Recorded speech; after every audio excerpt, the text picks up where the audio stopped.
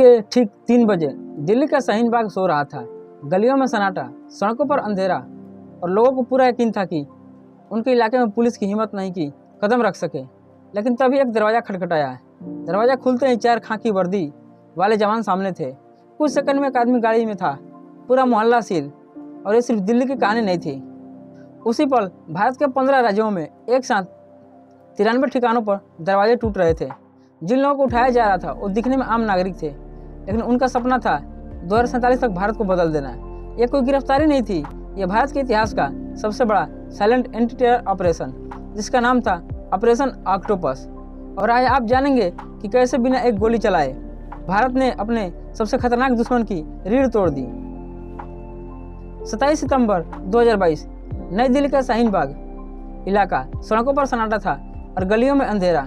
शाहीन बाग के निवासियों को इस बात का गुमान था कि उनके इलाके में उनकी मर्जी के बिना परिंदा भी पर नहीं मार सकता। रात के 3 बजे थे। अचानक एक घर के दरवाजे पर दस्तक हुई।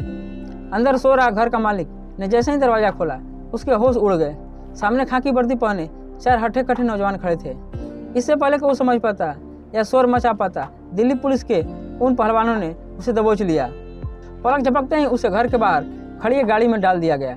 उसकी पत्नी चीखने लगी। शोर सुनकर पड़ोसी जागे, लोग इकट्ठा होने लगे। 10-15 लोग उसी गाड़ी के पीछे दौड़ने वाले थे कि उनको एहसास हुआ कि वह गिर चुके हैं। दिल्ली पुलिस के स्क्वाड कमांडोस ने पूरे मोहल्ले की घेराबंदी कर रखी थी। आर्डर साफ था, ना कोई अंदर आएगा ना कोई बाहर जाएगा। उस रात शाहीन बाग का वो भ्रम टूट गया कि उनके इलाके में पुलिस घुस नहीं सकती। यह सिर्फ एक गिरफ्तारी नहीं थी, उसी वक्त उसी समय देश के अलग अलग हिस्सों में 12 और लोग उठाया जा रहा था। ये सभी लोग दिखने में तो आम नागरिक थे, लेकिन इनका असल काम एक ही था, पीएफआई के लिए काम करना। यह सब कुछ एक बहुत बड़े प्लान का हिस्सा था, जिसका नाम था ऑपरेशन ऑक्टोपस। 6 जुलाई 2022 बिहार विधानसभा के 100 साल पूरे होने का जश्न मनाया जाने वाला था। 12 जुलाई को खुद प्रधानमंत्री नरेंद्र मोदी इस समारोह में शामिल होने वाले थे। पूरे बिहार में सुरक्षा के कड़े इंतजाम थे। सजावट हो रही थी, लेकिन प्रशासन इस बात से पूरी तरह अनजान था कि पटना के ही फुलवारी शरीफ इलाके में एक बहुत बड़ी साजिश रची जा रही है। फुलवारी शरीफ में अहमद पैलेस नाम की एक इमारत की पहली मंजिल पर कुछ लोग जमा थे। वो हथियारों की सफाई कर रहे थे, ग्रेनेड्स की तैयारी कर रहे थे। यह लोग कोई मामूली अपराधी नहीं, बल्कि पीएफआई के ट्रेंड मेंबर्स थे। उनका मकसद खौफनाक था। 12 जुलाई को जब प्रधानमंत्री मोदी पटना आए तो उन पर दिन दहाड़े हमला करना। उनकी तैयारी पूरी थी। वह जानते थे कि प्रधानमंत्री का काफिला कहाँ से गुजरेगा और सुरक्षा में कहाँ चूक हो सकती है। तभी यह घटना ने बाजी पलट दी। फुलवारी शरीफ थाने के एसओ इकरार अहमद के पास एक व्हाट्सएप मैसेज आया। मैसेज बेहद भड़काऊ था, जिसमें लिखा था, तुम्हें शर्म आनी चाहिए। मुसलमान आखिर कब बनोगे? तुम प्रॉफिट की महानता का गुणगान कब करोगे? कल जुम्मे की नमाज है, नया टोला की जमा मस्जिद पहुंचो और अपने रसूल को साबित करो। इस मैसेज ने पुलिस के कान खड़े कर दिए। पहले तो एक 0 एफआईआर दर्ज की गई, लेकिन जैसे ही पीएम मोदी के दौरे की तारीख नजदीक आई, सुरक्षा एजेंसियां अलर्ट मोड पर आ गई। बिहार पुलिस ने उस व्हाट्सएप मैसेज की तह तक जाने का फैसला किया। जांच की आंच फुलवारी शरीफ के अहमद पैलेस तक जा पहुंची। 11 जुलाई को पुलिस ने वहां छापा मारा। वहां का नजारा देखकर पुलिस वालों के पैरों तले जमीन खिसक गई। वहां सिमसी का पूर्व सदस्य अहतर परवेज और झारखंड पुलिस का एक रिटायर्ड दरोगा मोहम्मद जलालुद्दीन मौजूद थे। वह वहाँ युवाओं को हथियार चलाने की ट्रेनिंग दे रहे थे। लेकिन उनसे सबसे खतरनाक चीज जो वहाँ मिला था, वो 7 पन्नों का डॉक्यूमेंट। उस डॉक्यूमेंट का टाइटल था India 2047 towards rule of Islam in India. उस डॉक्यूमेंट में साफ साफ लिखा था कि कैसे 2047 तक, जब भारत अपनी आज़ादी के 100 साल मना रहा होगा, तब तक भारत को एक इस्लामिक राष्ट्र बना दिया जाएगा। पूछताछ में उन्होंने कबूला कि उनका प्लान पीएम मोदी के दौरे के दौरान हमला करने का था। यह खबर जैसे ही दिल्ली पहुंची, पूरा हड़कंप मच गया।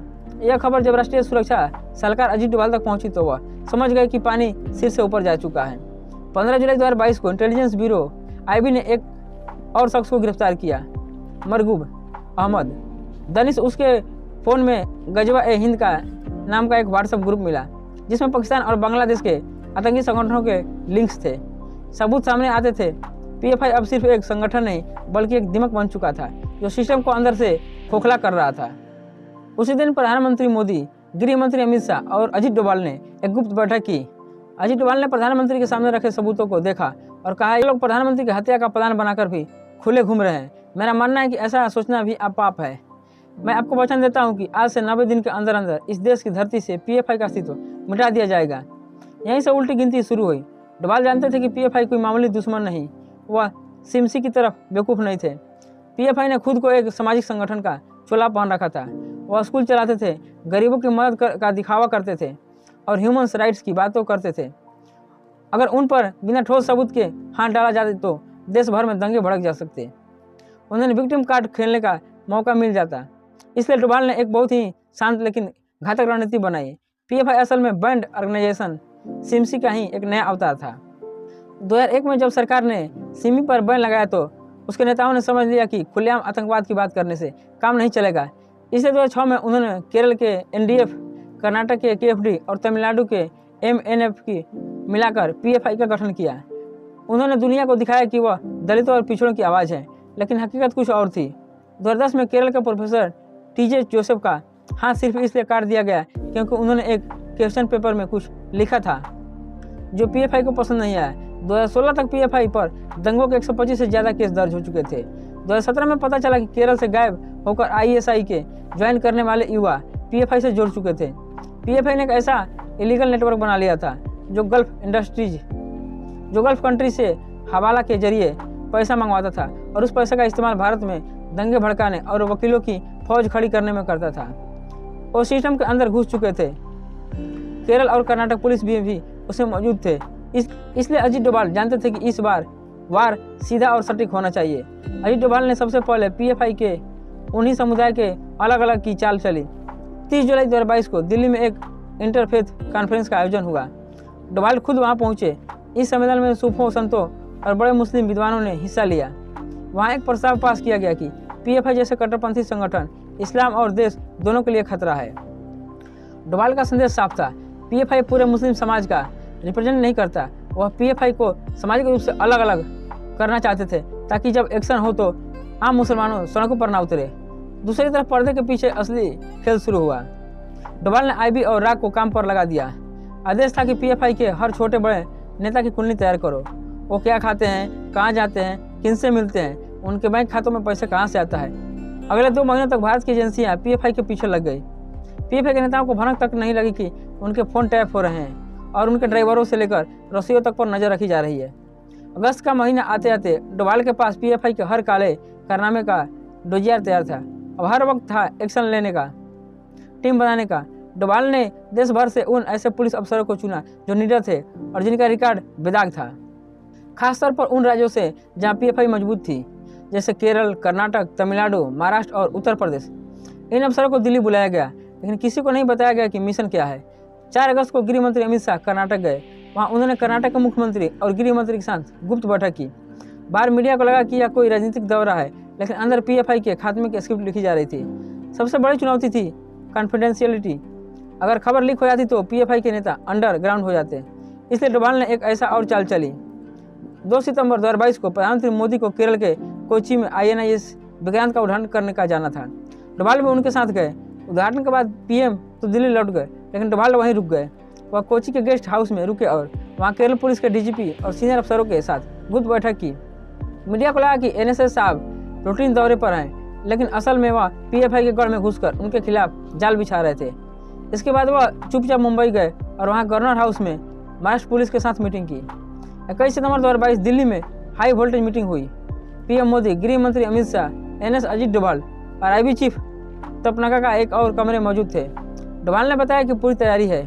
15 राज्यों में पीएफआई के ठिकानों की पहचान कर ली गई है। लिस्ट तैयार है, किसे उठाना है। प्रधानमंत्री मोदी ने कहा, मैं जानता हूँ कि आप लोगों ने बहुत मेहनत की है, लेकिन याद रहे ये हमारी एक छोटी सी गलती से देश जल सकता है। हमें उतावलेपन से बचना है। पीएम का इशारा साफ था, ऑपरेशन ऐसा हो कि सांप भी मर जाए और लाठी भी ना टूटे। चालू कर दिया गया। राज्यों की पुलिस को सिर्फ इतना बताया गया कि स्टैंड बाय पर रहो। उन्हें टारगेट की जानकारी बिल्कुल आखिरी वक्त पर दी गई। ऐसा इसलिए किया गया क्योंकि इंटेलिजेंस को शक था कि स्थानीय पुलिस में पीएफआई के इन्फॉर्मर हो सकते हैं। 22 सितंबर की सुबह जब दुनिया सो रही थी, भारत के इतिहास का सबसे बड़ा एंटी टेरर ऑपरेशन शुरू हुआ। आईएनआई और ईडी की टीमों ने सीआरएफ की मदद से 15 राज्यों में 93 जगहों पर एक साथ धावा बोला। केरल, जहां पीएफआई का हेडक्वार्टर्स था, वहां उनके चेयरमैन ओएम सलाम के घर का दरवाजा तोड़ा गया। दिल्ली में पीएफआई के राष्ट्रीय अध्यक्ष परवेज अहमद को बिस्तर से उठाया गया। कर्नाटक, तमिलनाडु, यूपी, बिहार, हर जगह एक ही कहानी थी। पीएफआई के नेता जब तक संभाल पाते वह पुलिस की गाड़ियों में थे। सुबह होते होते खबर आग की तरफ फैल गई। पीएफआई के समर्थकों ने केरल और तमिलनाडु में बंद का ऐलान कर दिया।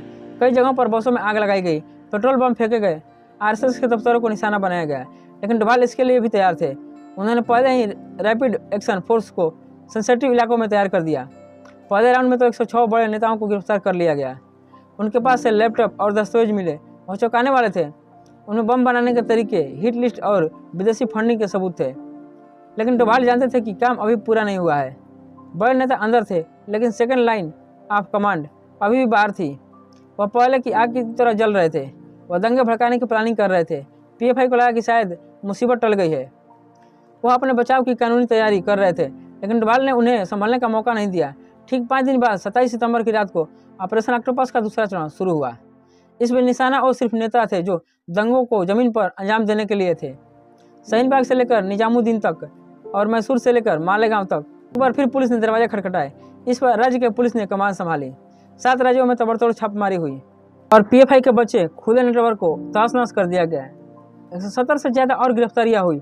पीएफआई के पास न तो नेता बच्चे थे और न ही पैसे, न ही कोई प्लान बनाने वाला। पीएफआई का पूरा ढांचा ताश के पौधों की तरह बिखर चुका था। वह समझ ही नहीं पाया कि उनके साथ क्या हुआ। ऑपरेशन का ग्राउंड वर्क पूरा हो चुका था। अब बारी थी कानूनी मुहर की। 27 सितंबर की रात खत्म हुई और 28 सितंबर की सुबह का सूरज निकला। गृह मंत्रालय ने एक साफ नोटिफिकेशन जारी किया। उसमें साफ शब्दों में लिखा था, पीएफआई और उसके 8 सहयोगी संगठनों को यूबीआई के तहत 5 साल के लिए बैन किया जाता है। सरकार ने सिर्फ पीएफआई को ही नहीं बल्कि उसके छात्र संगठन, महिला विंग और अन्य सभी ब्रांचेस को भी बैन कर दिया। बैन लगते ही पीएफआई के दफ्तर सील कर दिए गए, उसके बैंक खाते फ्रीज कर दिए गए, वेबसाइट ब्लॉक कर दी गई। पीएफआई के एक नेता ने गिरफ्तारी से कुछ देर पहले संगठन को बंद करने का ऐलान कर दिया था, लेकिन तब तक बहुत देर हो चुकी थी।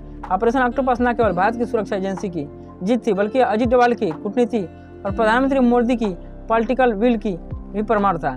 जिस पीएफआई ने 2047 तक भारत को इस्लामिक राष्ट्र बनाने का सपना देखा था, उसका खुद का अस्तित्व 2022 में ही मिट गया। डोभाल ने अपना वादा निभाया था। 90 दिनों के भीतर बिना किसी खूनी खराबी के, किसी गोलीबारी के उन्होंने देश के सामने खड़े एक बहुत बड़े खतरे को जड़ से उखाड़ फेंका। ऑक्टोपस के 8 हाथों को काट दिए गए। अगर आपको लगता है कि यह सिर्फ एक ऑपरेशन नहीं था, बल्कि भारत के इतिहास का सबसे शांत लेकिन सबसे बड़ा एक्शन था, तो इस वीडियो को अभी लाइक करें, चैनल को सब्सक्राइब करें, क्योंकि अगली कहानी और भी ज़्यादा चौंकाने वाली है। और हाँ, कमेंट में लिखिए कि आपको लगता है कि ऑपरेशन वक्त पर हुआ या नहीं।